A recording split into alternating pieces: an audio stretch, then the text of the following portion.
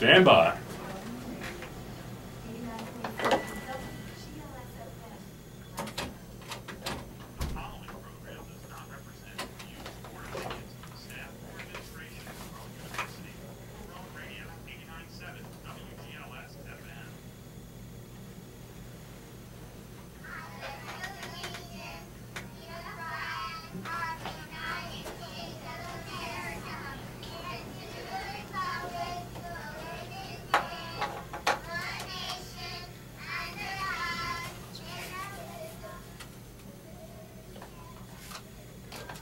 Greetings, I am standing up for the American Dream. Hear from our guest, Kevin Young, when we return.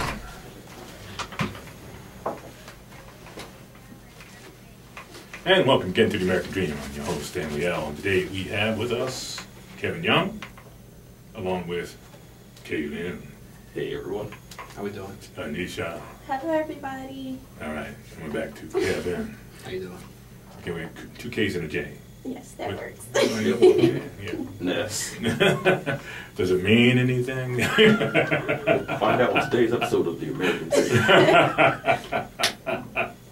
Well, Kevin, welcome to the show. Thank you very much for having me. You know something out there in radio land, Kevin Young and I do know each other prior to the show. We've known each other for a little bit.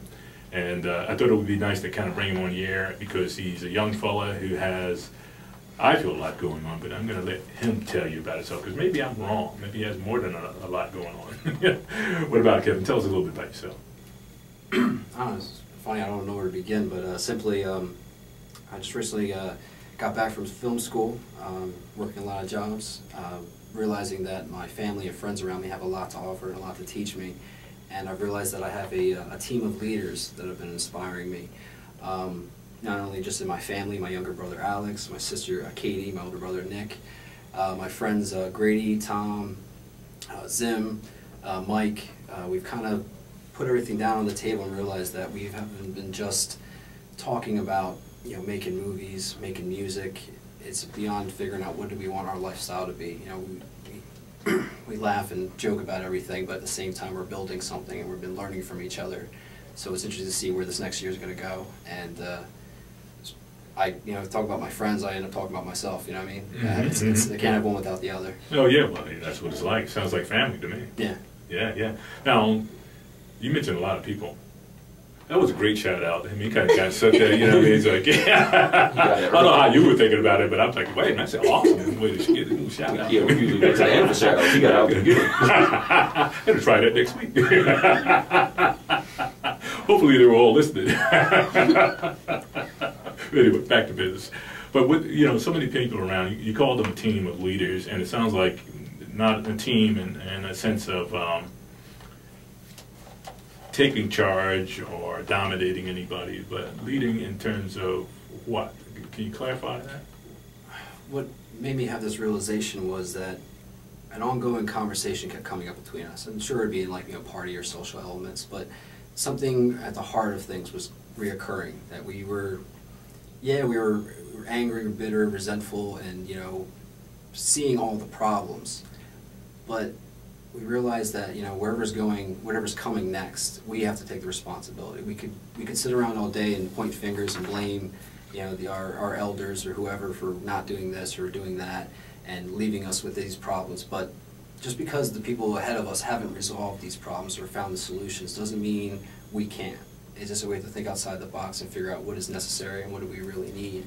And just focusing on my friends, my family, it's been really rewarding to see how just the little routines of, you know, juggling, doing the mundane work and figuring out how we make time for recording that song or making sure we get that show or I write this part of this novel or this screenplay, and then coming together and then getting the feedback and figuring out, all right, what does that really mean? And figuring out what does that mean to you, and are we really saying something? Is this something we're talking about? And then when we do bring it to others, we're so surprised that everybody else is on the same wavelength, that we're all collectively starting to be more optimistic and hopeful, opposed to, say, 4 or 5 years ago when everybody wanted to, you know, burn everything down and, you know, run for it and blame it on everybody else, you know.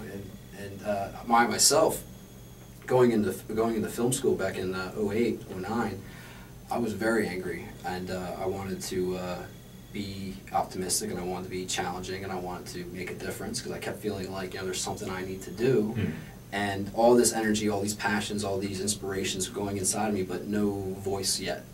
And I think that process that I went through going to school was me acknowledging, yes, I am Kevin Young, but Kevin Young is more than what he's been before and what I thought he was.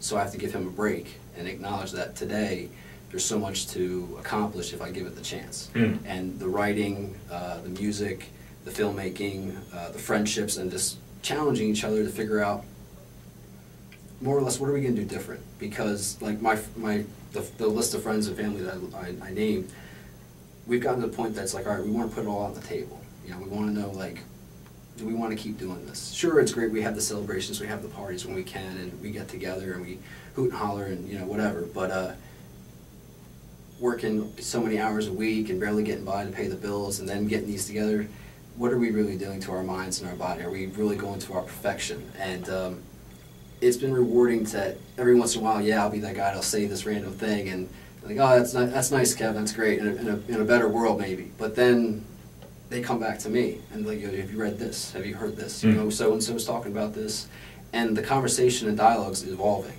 and I can't praise my friends enough. Yeah, I would imagine that's a good position to be in, because I know with me, it's the people that I'm around have a lot to do with the world I'm in and how I do things, and I've paid a lot of attention to picking or designing that world over the years, where it seems like you kind of got the message that you need to do the same thing. However late it is in life, that, let's face it, the friends you're around have a lot to do with, you know, the things you do. But it also sounds like you've learned the lesson of being productive in that regard, as opposed to like when you're younger, you're just kind of, like you said, partying and hooting and hollering and all. But there's a point of, I would call, responsibility. You wake up and you go, you know something, my life is mine to deal with. Is that? That's a big part of it, and realizing that the everyday dramas between individuals that you think are your friends, and realizing who are the ones that are really there. And that's why you'll hear me introduce plenty of my male friends saying that this is a brother. You know, this is one of my brothers, because it's above and beyond the normal. There's so many friends that so many people you run into, young people today, and people in college are going to go through this, that people let you down and people disappoint.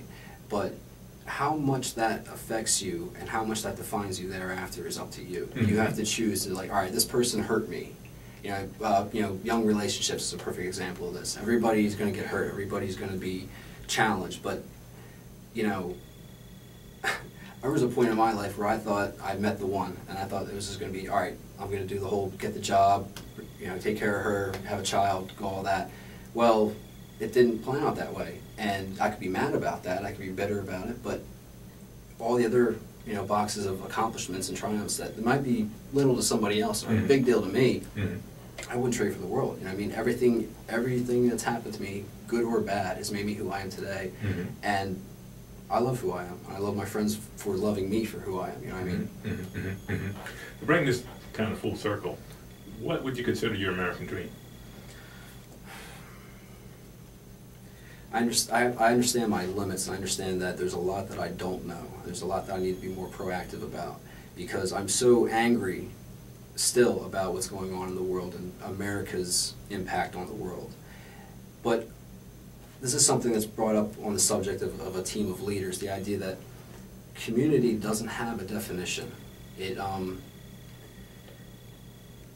young people today, we don't really see people. We see people in passing, and something as simple as, you know, introducing yourself to somebody you don't know and making eye contact and being social and giving a person a chance of realizing, you know, this person's no different than I am, no matter what. But the idea of community, that we need to be responsible for ourselves and we need to be responsible for our neighbors, and that if we want to be what we're making everything out to be, you know, God bless America and all that, well, what are you really proud of here? You know, I mean, are you even proud of yourself, because you can barely get by? And do we really just want to get by? Going back to the idea that, sure, the schooling process has been the acknowledgement of, I'm a writer no matter what. If I was, you know, if the nuclear holocaust happened, if I was still somewhere in a cave somewhere, you know, underneath the Sears Tower surviving with so many survivors, I would still be telling stories. I would still be sharing this passion in me and communicating that there's something in you as well, and what you have in you is just the same as me, but we it's a two-way street. You know? Mm-hmm. I need you just as much as you need me. Mm-hmm. I mean, I can't just sit here and entertain myself as much as I've been doing for so long. But with all that, acknowledging who we already are and what we're already doing, figuring out what is necessary to keep doing it. And like just for my example with my friend Mike Getzinger, amazing songwriter and musician, just focusing on what does he need to do daily to get out and play shows? What kind of position can we get out to market him? What do we need to do to record his demo? And because of technology today, it's so much easier. But again, it's just finding the time and the right necessary. So what we're trying to do as a group is be supportive enough to realize that as a family, as you have suggested before, how a family should interact like a small business. Mm-hmm. The idea that we all know our tasks, but we all know we can't do it alone. Mm-hmm. And more importantly, anything we're doing, we couldn't do alone. And with what's going on, what I would like with America, I would like education to change more so. And I think the discussions you and me have had about community, about family, and about public schools, we need to prepare kids to be adults. We're just turning them into consumers. We're just turning them into byproducts of somebody else's lie or somebody else's agenda. So it's like. My nephew, for example, I've made an effort to, ever since he was a baby, either sing to him, he's around me, get him comfortable around me, tell stories to him, and I tell him versions of my stories, and kind of give him like the hero's journey, almost like a Disney version.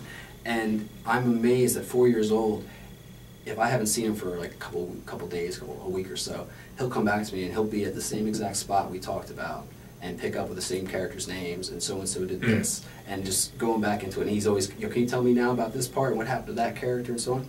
And then recently, he comes to me, and he's telling me about a story that he just pulled out of nowhere. Right. He's telling me, oh, there's these 10 kids, and then these robots come, and then they do this, they do that. And I'm like, if you have it in you already, there's no reason for you to get told that it has to be something else. There's no reason that we can't give the right support to build him up, so that he could be telling stories from an earlier state, or God knows what else that will lead to, just because of turning over that stone. But don't you, I'm sure you know that it was your influence that did that.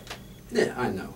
But it's the idea that no matter who's the influence, just because I'm at the state I'm in to have the kind of dialogue, everybody's capable of doing it. It's just the idea, do you care? And how much do you care? Or, taking care into consideration, but also, when you talk about leaders, I always kind of equate the words to being responsible for your actions. Anybody that takes responsibility for their actions and influence on other people, to me, is a leader or an owner, and that's your business. And the thing, coming back to the family, is, to me, the family is the first order of business.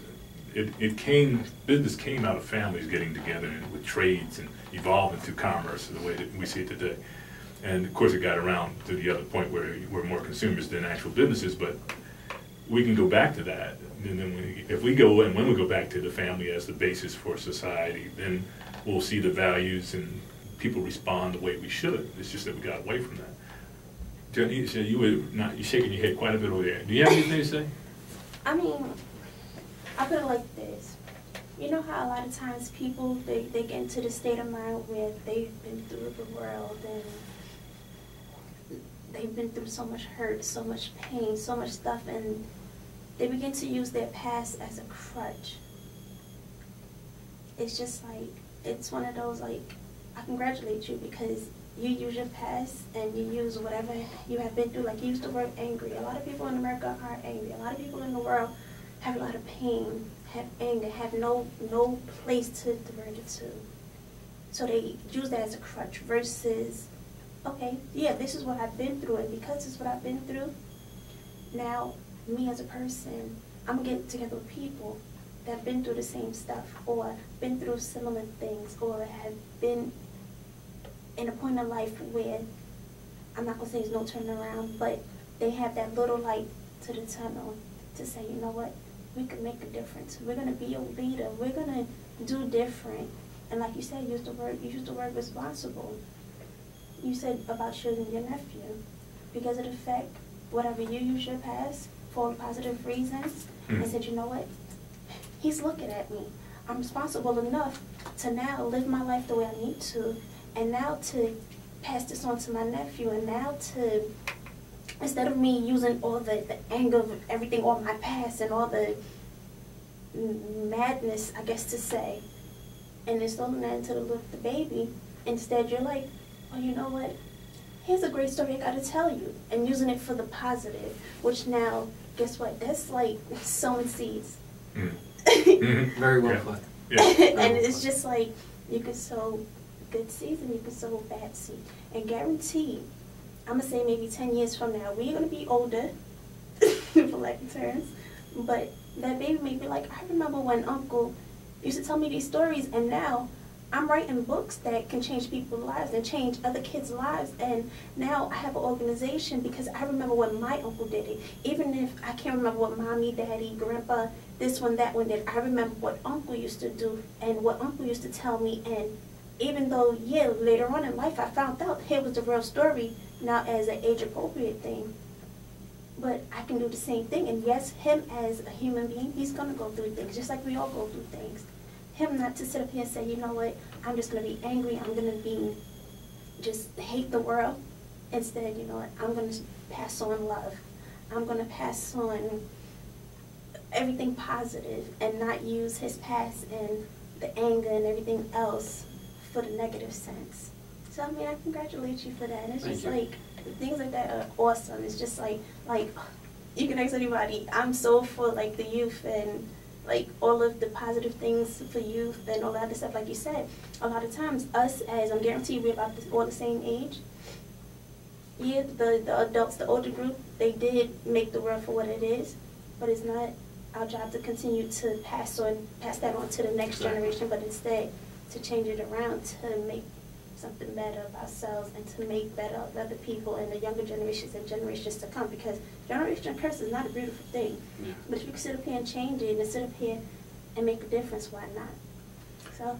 Yeah, you know, that's great stuff. I would say one thing about that too, because what you passed on to your nephew does not have any attachments to it or limitations to it. You didn't say it cost this much to hear my story, it costs this much to produce the story, or the society's saying you have to do it this way. You just merely shared. And what's interesting about that, I really love the way you communicated it. Thank you. Thank you. What I'm realizing is that I was so excited my sister was having a boy, and just the inspiration of the idea of sharing the mythologies that I grew up with. And I'm realizing how mythologies have shaped American culture and have shaped the world. And Batman, Superman, the X-Men, all these characters, all the stories that they've gone through have defined who I am. Like X-Men, for example, it gets into the idea that we usually hate and fear what we don't understand. And when Stan Lee and I want to say Kirby started writing X-Men back in the day, it was to focus on racism, to focus on the real problems that, like, everybody bleeds the same color, everybody has the same capabilities, and if we're really going to talk about freedom and rights, let's really get down to it, you know what I mean? And in those stories, in those characters, the diversities of all of them, the challenges they all go through, and the misery that they go through, and it really gets you get the value. I'm 13 years old, and I'm reading about, you know, people losing their true loves, and it makes me put a reflection on the value of the individual life, you know what I mean?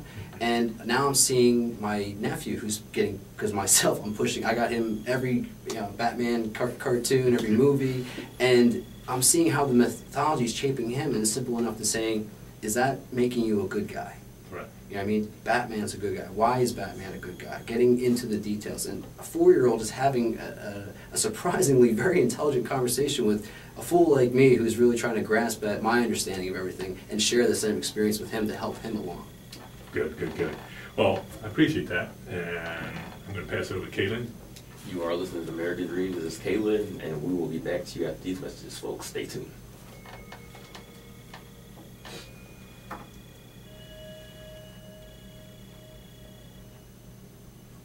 Okay. Nice, great. Bravo, Denisa. Very nice. But seriously, though, I just said that for the radio. Seriously. I hope not. The cameras will get you. Behind the scenes. But it's just like a lot of times people don't seem to understand that, like, our society is messed up because we had the older crew that's like, oh, we can use girls and guys for women. Oh, those men, they're no good. Oh, this, that, and third. You know, when you gotta shake your behind and do this to be popular. And back in my days, and that. But it comes out to the point of, why do I have to shake my behind? Why do I have to? Is the world a better place because of it? Yes. No. What she's making me think of is going into, like, there's that ongoing conversation between young guys, I kind of wish we were on the radio right now for this, that we feel that... Could we talk about it on the radio?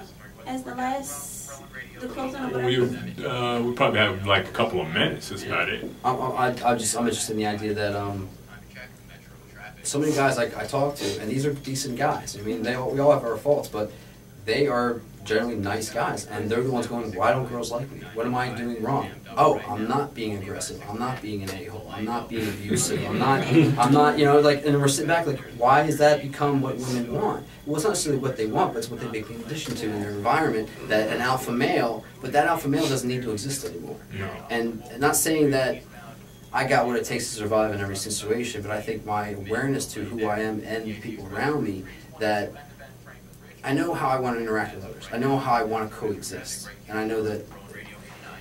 Let's leave. No, you're good. I'm going on a tangent. I just have to pay. And so I understand 100% what you're saying. Like, Kayla went to school with me. We've been in high school together, ninth grade, whatever, right? A lot of times, it's always been like, I mean, I've dated bad guys, but then it was just like, I would always be questioned when I am dating guys that are not bad guys or whatever. Like, why would you want to talk to him? Why would you rather be with that? And I'm just like, but he treats me right. But he doesn't call me out my name. But he doesn't suspect me and smacks me in my butt around his friends or some type of something to basically like make me look like something that I'm not. And I'm just like a lot of times people don't understand that. Do you like somebody that's going to sit up here and... Well, the reality is you're scratching is that you go that transition from grade school into high school into maturity of realizing, is it for show or is it for a relationship? 1 minute. You say 1 minute. Is it for a relationship? Oh, you want me to... You bring the barriers? Who's going to bring me back on? Beyond the barriers. She wants to do the closing. No, remember, I can't get it quite yet because I'm afraid. You do the barriers? Yeah. And now Beyond the Barriers with Dr. Stanley E. Is it E or L? I thought you said you were doing the closing. It's E-L. Dr. E. Dr. E. Gonna have to be on a whole different show. Dr. L. All right. 30 seconds.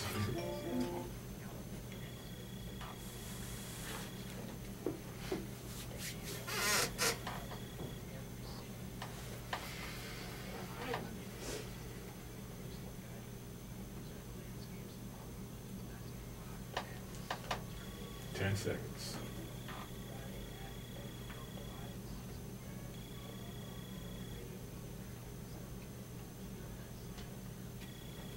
And now Beyond the Barriers with Dr. Stanley L. Whether you're raising a family, advancing a career, building a business on a mission from God, victory lies beyond the barriers. The experiences of life are a means for advancement. This is true whether the experience appears to be good or bad.